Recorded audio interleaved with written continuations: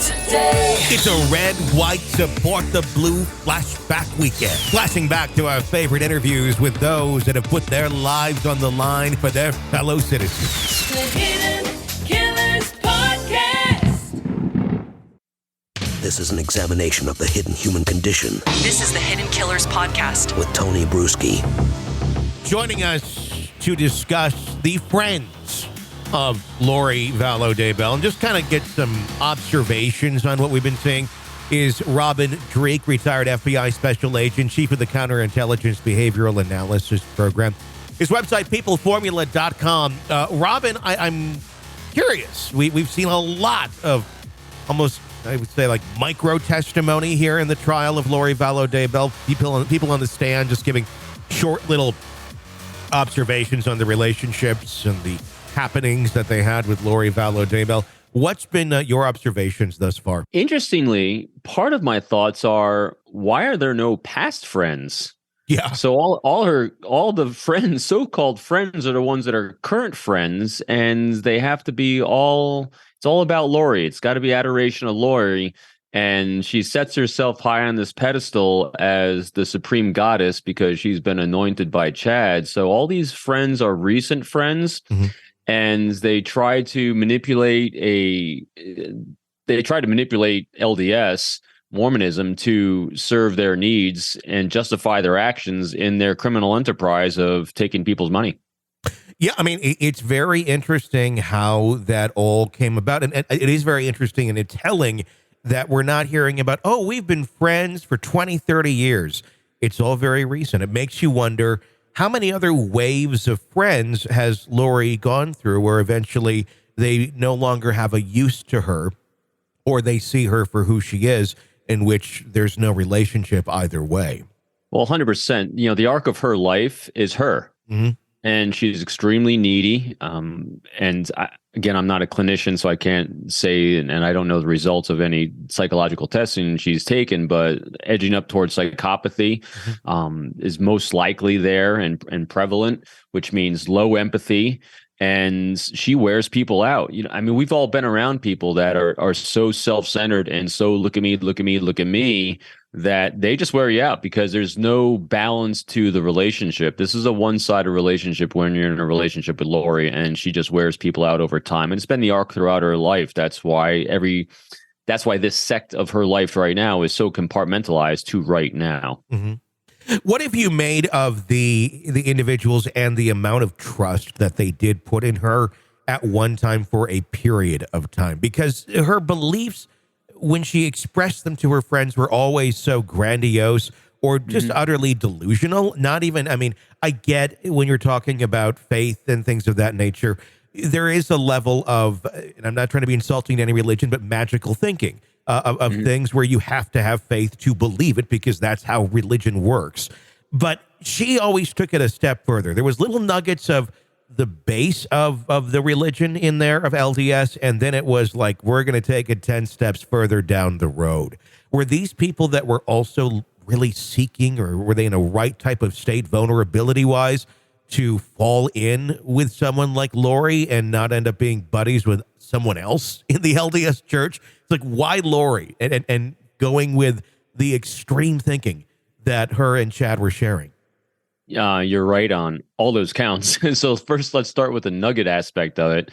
And so people don't go from 0 to 100. Cults don't go from 0 to 100. Charismatic leaders don't take people from 0 to 100. They're nuggets that are laid along the way. They take a foundation that's already in place and they start edging people up towards the direction they want them to move. They target people that are vulnerable. And, I hate that word vulnerable too. They target people that are in pain is a better way to put it. People that are in pain because they don't feel seen, they don't feel heard, they're wound collectors, they feel disenfranchised in some way, they don't feel like they're recognized. And so they'll target those people and shower them with what they need. They need attention, they need validation.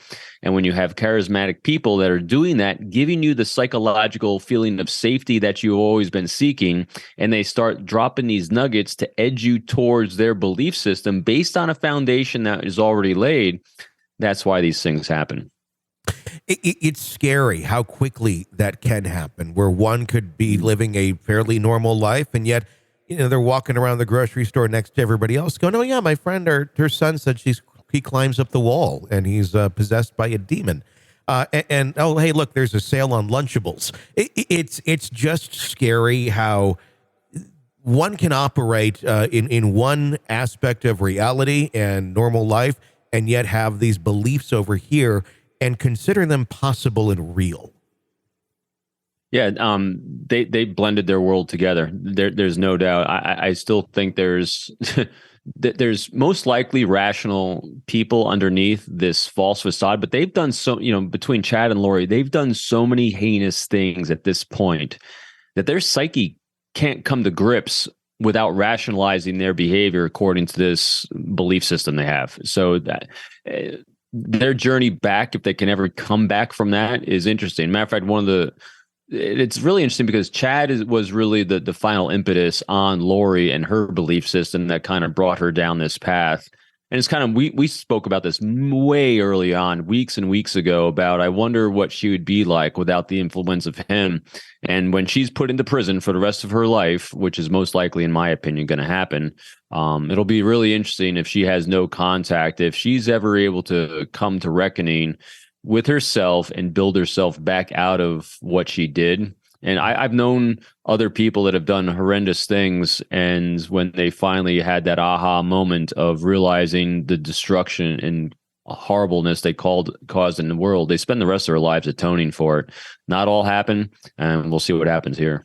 Do you think any of the friends that testified still kind of believe in this way of thinking that they had? Maybe they can identify from what we can see and say, Lori took it way too far, but maybe Lori's just the bad apple. But the belief, the principles of some of these thoughts are very real. What a great question, because you're so right. When you're seeing people on the stand and listening to their testimony, you're like, wow, it's kind of, can we take this person's word for it? Because they send it a little off too. Yeah. I still think they probably, so let's look at human behavior in general. Robert Greene's book, The Laws of Human Nature, is fantastic and really explaining this one of many great truisms of human beings, and that is we become what we consume. We're always seeking information that are going to validate our own self-opinions of ourselves, the thoughts and ideas we have. This is how news stations work, and it's how marketing works, and it's how we interact with the world around us. Is why we choose the shows we watch, the books we consume, and the information we listen to. And that was both the failing here of Chad and Lori, was they didn't have total control over the information that their friends and followers were having, which kind of diffused the message. But at the same time, those friends and followers were taking in that information from Chad and Lori, and it did have an effect, obviously. So how much that effect will last and how much will stay in there, it depends on how much they do self-talk with each other. This is an examination of the hidden human condition This is the Hidden Killers podcast. with Tony Brueski. Robin Dreek, retired FBI special agent, chief of the Counterintelligence Behavioral Analysis Program. Thank you so much for giving us your insight. Peopleformula.com is Robin's website, by the way. If you want to weigh in on anything that we're talking about right here, well, you can. There's a phone number for that. It's 888-5-KILLER, 888-554-5537. To weigh in and give your thoughts 24/7. We'd love to hear you. I'm Tony Brueski. Stay with us.